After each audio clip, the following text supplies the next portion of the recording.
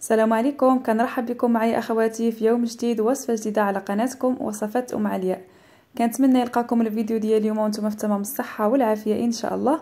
اليوم غادي نشارك معكم طريقتي في كيك الحامض، يعني كيك يومي لعشاق الحامض اللي كيجي رائع ما شاء الله، كيجي هشيش وخفيف ومفشفش كيف ما كتشوفوا معايا.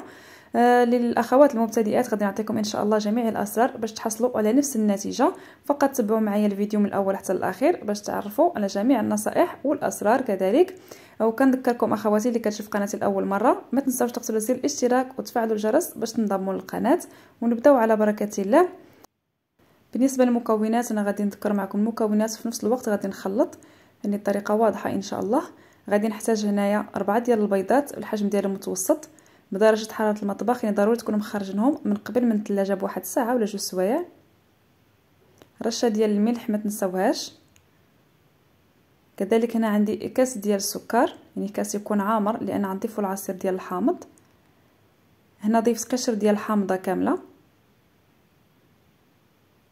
غادي نخلط هاد المكونات هادو مزيان حتى كيتغير شويه اللون ديال البيض، كيولي فاتح اللون ديالو. يعني كندخلوا شويه ديال الهواء لهاد البيض هذا، يعني اما بخدموا باليد او خدموا بالكاس ديال الخلاط اللي كنطحنوا فيه العصير او البغا ميكسور اللي كان متوفر عندكم. انا كيجيني هذا سهل، انا خدمت هذا وصافي. اللي كان متوفر عندكم الا ما كانش عندكم خدموا بالطراب اليدوي فقط. يعني هنايا القوام ديال الخليط كما شفتوا راه ابيض شويه ودخلنا له شويه ديال الهواء. ضفت هنايا كاس ديال الزيت، كاس ما عامرش كيف ما لاحظتوا معايا، يعني ضفتو هكا بالتدريج وانا كنخفق، يعني غير واحد شويه غير كينسجم صافي كنحبس.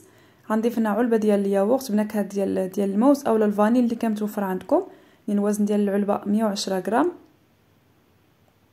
كذلك غادي نضيف كاس ديال الحليب حتى هو خرجوه من الثلاجه من قبل يكون بدرجه حراره المطبخ.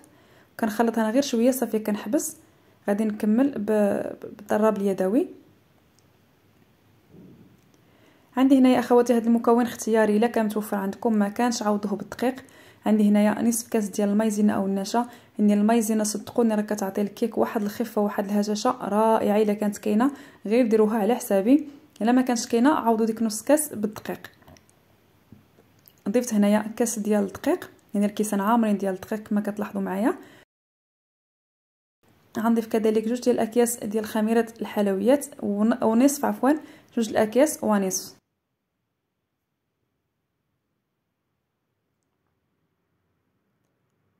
يعني المجموع تقريبا عندي هنايا يعني 16 غرام على 4 غرام، تقريبا عندي 20 غرام ديال الخميره. نخلط حتى كينسجم ديك الدقيق وديك المايزينا مع السوائل.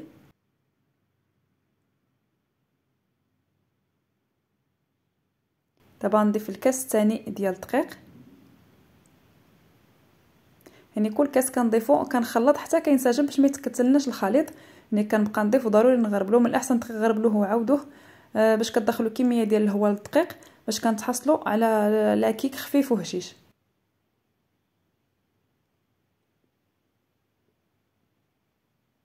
دابا غادي نضيف الكاس الثالث، يعني اخر كاس.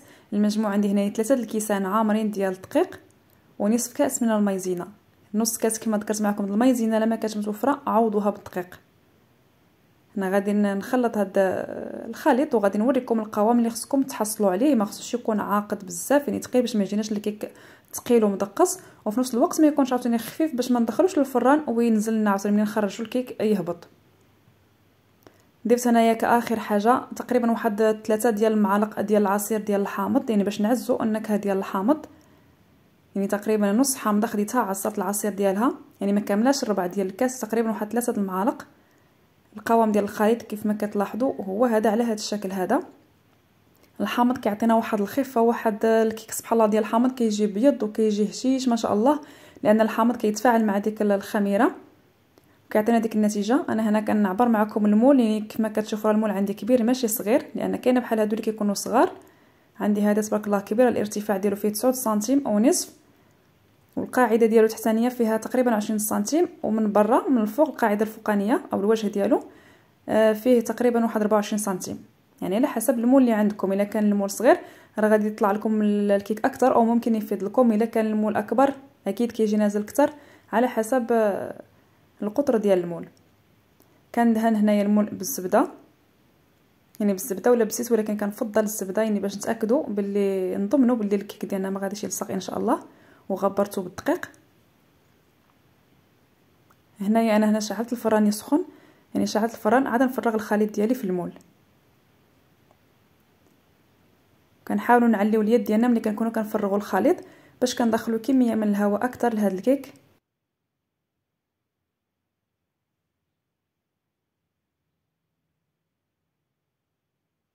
بالنسبه للفرن الكهربائي اخواتي كتسخنوا على 180 درجه، وكيبقى على حسب كل سيده خاصها تضبط يعني الحراره ديال الفرن ديالها. كاين اللي كيسخن بزاف تقدر تطيبو غير على 170 درجه، كاين اللي 180 درجه كتكون قليله وكيكون الفران بارد. يعني حاولي اختي تحفظي الحراره ديال الفران ديالك، هكا تجربيه مره على مره باش كتاكدي هكا من درجه الحراره ديالو. ولكن غالبا كنطيبوا الكيك على 180 درجه. الا كان كيشعل الفران من الفوق ومن تحت، يعني كتشعلوه يعني في مره واحده. الا كان كيشعل غير من تحت، من الاحسن تشعلوه غير من تحت وحتى كيطيب، عاد كنشعلوا عليه واحد شويه من الوجه ديالو باش كيتحمر. انا طيبته في الفرن ديال الغاز، فرن تيفولي يعني عادي. شعلت الغاز من تحت او العافيه من تحت، عافيه هكا مهيله، وخليت الكيك كيطيب على خاطرو حتى دار معاه ديك التحمار كيف ما كتشوفوا معايا. راه هو كيتحمر كيرجع فيه ديك الصهد. شعلت عليه تقريبا واحد 2 دقائق هكا باش زاد تحمر لي من الوجه فقط. وهنا كيكون الكيك ديالي واجد كيف ما كتشوفوا تبارك الله، راه كيجي كيشهي ما شاء الله. كنقلبوا في واحد الشبيكه، كنضرب عليه غير واحد شويه هكا تبارك الله، راه ما كيلصق لا والو. وقبل ما نخرجوا اخواتي ضروري ما كنجربوا بواحد العود خشبي كيخرج لنا ناشف، كنتاكدوا بلي الكيك ديالنا راه نشف. صافي هنا كيف ما كتلاحظوا معايا تبارك الله راه جا خفيف وهشيش ما شاء الله، وجا عالي تبارك الله كيف ما كتلاحظوا معايا. كنتمنى يكون واضح عندكم الصوره.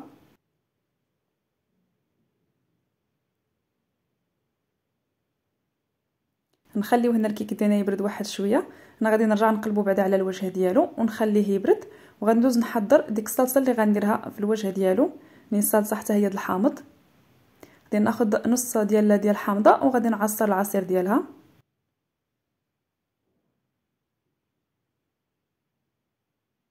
غادي نوضع في كاسرونه كاس ديال الماء عادي من الروبيني، وغادي نضيف عليه ديك العصير ديال نص حامضه، يعني تقريبا واحد 3 ديال المعالق ديال العصير ديال نص حامضه. واللي ما كيعجبوش الحموضه بزاف يعني تكتفيو فقط بجوج ديال المعالق، يعني على حسب الذوق ديالكم.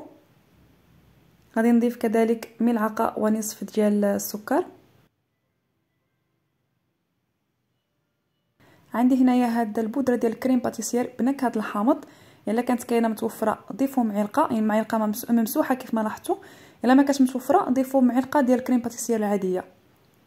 انا كانت عندي متوفره ضفتها باش نزيد نعزز ديك النكهه ديال الحامض عفوا. صافي كنوضعهم فوق النار مع التحريك المستمر حتى كيتقل الخليط ديالنا، كيتقل القوام ديالو كيف ما كتشوفوا معايا، كيرجع لهذا الشكل. صافي كنفرغ ديك الصلصه فوق من الوجه ديال الكيك. انا كان عليا هنايا اخواتي نوضع شي طبسيل ولا شي حاجه من تحت باش داكشي اللي كينزل ينزل فيه، ولكن ماشي مشكل، من بعد غادي ننظف داكشي. صافي كنتاكد بلي الصلصه نزلت على كاع الجوانب وكيتشرب ديك الكيك ديك الصلصه ما شاء الله. دغيا كتجمد راسها، في دغيا كتشد راسها، غير كيضرب فيها شويه د الريح كتشد راسها. غادي نزين هنايا بقطع ديال الحامض، يعني كيبقى تزيين حسب الرغبه ديالكم. وممكن كذلك اخواتي تستغناو على ديك الصلصه الا بغيتو تخليو الكيك ديالكم هكاك، او دهنوا الوجه ديالو بالمربى وترشوا شويه ديال الكوك، او لا زينوا بالطريقه اللي بغيتو، اولا برقائق ديال اللوز ايفيلي اللي حسب الرغبه ديالكم. كذلك زينت انها بقشر ديال الحامض، يعني حسب الذوق ديالكم كيف ما ذكرت معكم التزيين. انا هنايا كيبقى هذا هو الشكل النهائي ديالو ما شاء الله. غادي نحاول نقطع معكم هنايا نقسم معكم هكا قطع وتشوفوا كيفاش كيجي من الداخل. نقربكم هكا تبارك الله من ديك الهشاشه اللي كيجي فيها. هنا الاضاءه كاين شويه ضاربه في الكيك، راه كيبان بحال اللي ما محمرش، ولكن راه شفتوه في الاول ما شاء الله راه محمر ومذهب، كيجي اللون ديالو مذهب تبارك الله. صدقوني راه كيجي المذاق ديالو رائع اخواتي، كيجي بديك النكهه ديال الحامض. الناس اللي كيعجبهم الحامض اكيد غادي يعجبهم هذا الكيك هذا، وكيجي بيض تبارك الله، كيجي حسن حتى من ديال المحلبات، كيجي رائع وكيجي لذيذ ما شاء الله. هنا كنقطع معكم واحد شويه باش تشوفوا، كنقربكم ما امكن من الصوره وتشوفوا الهشاشه ديال الكيك، وكيجي خفيف وكيجي راوي تبارك الله، وكيجي بحال الجينواز، كيجي معلك ما كيجيش ناشف نهائيا. كنتمنى اخواتي الفيديو ديال اليوم ينال الاعجاب ديالكم، وخليوا لي لايك ديالكم للتشجيع، وشكرا على حسن المتابعه. الى وصفه قادمه باذن الله.